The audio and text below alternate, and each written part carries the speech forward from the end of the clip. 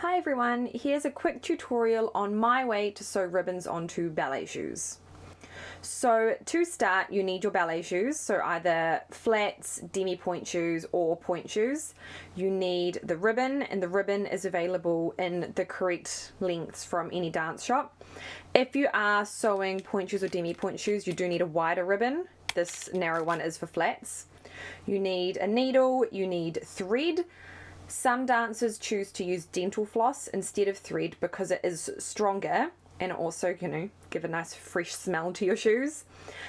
You'll need scissors, and then you'll also need a lighter or some sort of flame to burn the ribbons. So first thing to do is to cut the ribbon into 4 equal lengths. Right. Once you've cut your ribbon into 4 equal lengths, we then need to seal the edges of the ribbon. Now, we will probably have to do this a couple of times. Some people choose just to fold the edges under, but I just like to get a lighter and just melt the edges. Kids, don't do this by yourselves. And it just melts the edges into place so that it's not going to fray. I will do that to both ends, but once the ribbons are sewn, the edges will need to be cut, the loose edges will need to be cut once more. So you do that to all the ribbons, and then we will get to where they fit on the shoe. Okay, so with the ballet shoe, there is a particular place the ribbons do need to be sewn. If they are sewn in the wrong place, they're not going to do a good job of holding the shoe on the dancer's foot, and it can also start to irritate the dancer's foot if the ribbons are, crossing over at a painful place. So the way to find where to sew the ribbons on, the general rule anyway, is you see the back of the shoe where the sole finishes. Now the dancer's heel does go out to here, but the sole finishes there, so we fold it over as much as you can. And then crease the corners, and those 2 corners there are generally where the ribbons will go. So it is just behind, if you can see, where the elastic is sewn. So if we turn that heel inside out, you can see the ribbons are going to go just behind this elastic here. When we do put the ribbons on, they do need to be angled forwards. If the ribbon's just going to pull up in a straight line from here, when the dancer wraps it around her ankle, it will create puckers and bubbles. So we want to make sure, similar to the way these elastics have been sewn, but not every shoe has elastics sewn on it, more pre-done for you, it does need to angle slightly forwards. Not too much because again it'll pucker, but just slightly forwards. Also with these ribbons, these ones in particular, these are Capezio ribbons, they have 2, each side is different. So one side, I don't know if you can see, is satin, so it's a bit shiny, whereas the other side is a matte, so it doesn't reflect any light. So as dancers, they do more classes and they grow and know what they like, they decide which side they want to have showing out. For this particular dancer here, she's just still young, so she'll want the shiny side out, so that's what we will do. So let's get to sewing. I'm going to be sewing with thread. This dancer, we don't need to worry about using dental floss. Generally that's with older kids that know what they like. So I like to double up the thread, so I really don't think you can tell, but I actually have, so there's 4 strands of thread here, just creates a stronger hold for the ribbon. When I am sewing as well, I'm not going all the way through to the leather side. I'm just going to sew under this lining, and that's enough to hold the ribbon. So with the satin side facing out, placing it just behind that elastic, angling slightly forwards. I like to have maybe a centimetre down into the shoe because I think it creates a better lift of holding the shoe on. When the ribbons are sewn just under the seam here, I think sometimes it doesn't necessarily do as good a job keeping the heel on. So I like to bring it quite far down. And I've got my thread knotted already. So I'm just going to start by going under the lining, up through the ribbon, and bringing it through. And so the knot catches, and I can just begin sewing all the way around the shoe.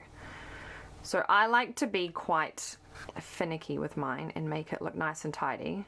I mean, it's quite different from the way I did it when I was dancing, when I just stabbed it a few times with some thread and was like, yep, that's good enough. But after enough disasters of your ribbons coming off on stage in the middle of a performance, I've learned that doing it right the first time is definitely the best way to go. So I just do nice little stitches all the way around the ribbon. And I think I can probably fast forward this for you so it's not so tedious.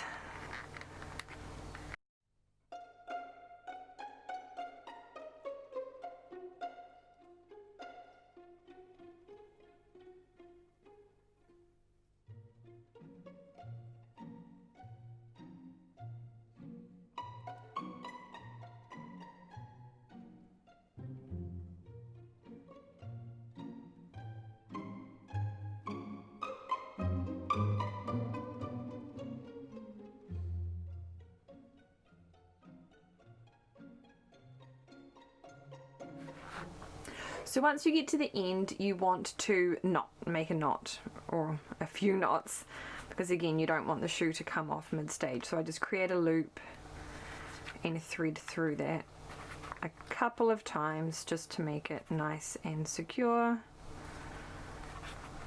So again, thread through, don't pull it tight, go through that loop you've made. And then you can chop the thread. And now we have to do that 3 more times.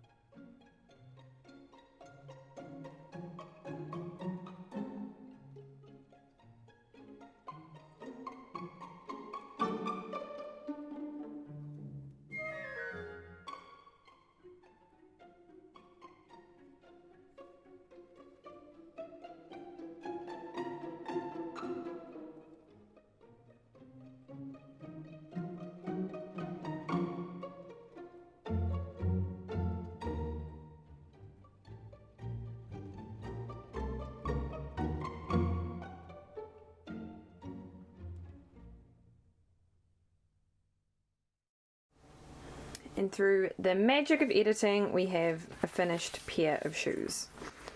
So all stitched all the way around. These shoes, these Capezio shoes, they've got a name tag. I just did under the name tag. So when the dancer does tie the ribbons around her ankle, if she knows what she's doing, then you can chop them with enough room to tie a knot. But if the dancer doesn't quite know how to tie the ribbons, just wait until your teacher sees the shoes and she can either cut them herself or show the kid where they should be cut.